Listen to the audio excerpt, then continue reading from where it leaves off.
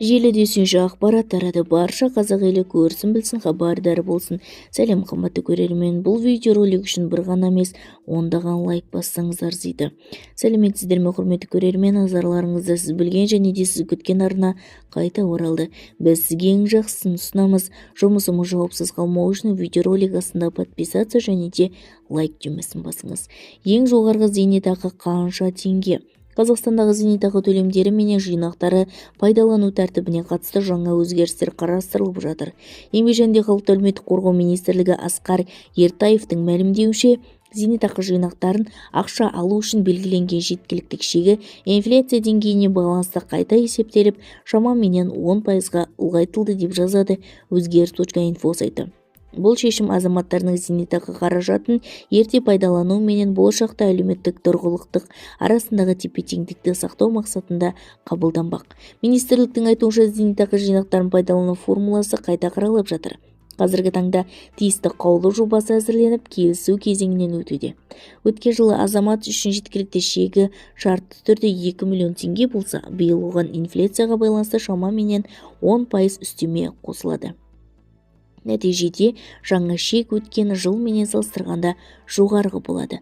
Былтыр азаматтың жеткілікті шегі жарты түрде 2 миллион теңге болса, биыл осы сомаға инфляция деңгейі шамамен 10% үстеме қосылады. Соның нәтижесінде жаңа шек өткен жыл менен салыстырғанда сәл жоғарғы болады, дейді Асқарбек Ертаев. Соңғы 5 жылда қазақстандықтар зейнетақы шоттарынан шамамен 5 триллион теңге шешіп алған.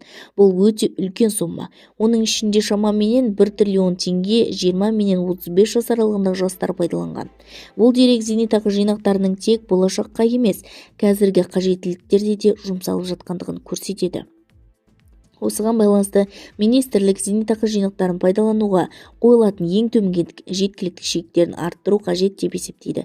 Яғни азаматтар қаражатты ерте жұмсаған кезде болашақтағы зейнетақы мөлшері төмендеп кетпеу үшін белгілі бір шектеулерді күшейтеді. Сонымен қатар зейнетақы жиыны Қазақстандағы ең жоғары зейнетақы мөлшері де анықталды. Мәліметке сәйкес, елде ең көп зейнетақы алатын азамат айына 993 мың теңге алады. Алайда бұл адамның кім екендігі жарияланған жоқ. Зейнетақы қаражатын пайдалану мәселесі тек тұрғын үймен немесе басқа мақсаттармен шектелмейді. Бұған дейін БЖЗ қаражатын тізімдеуге қайтадан пайдалану мүмкіндігі қарастырылып жатқандығы хабарланған. Бұл мәселені Отбасы банкі Ақы басқарма төрағасы Ләззат Ибрагимова үкімет отырысынан кейін өткен брифингте көтерген. Осылайша зейнетақы жүйесіндегі бірқатар өзгеріс күтіліп отыр. Бір жағынан азаматтарға жинақтарын пайдалануға мүмкіндік беріліп келеді. Екінші жағынан болашақтағы зейнетақы көлемін сақтау үшін талаптар да біртіндеп күшейтіліп жатыр.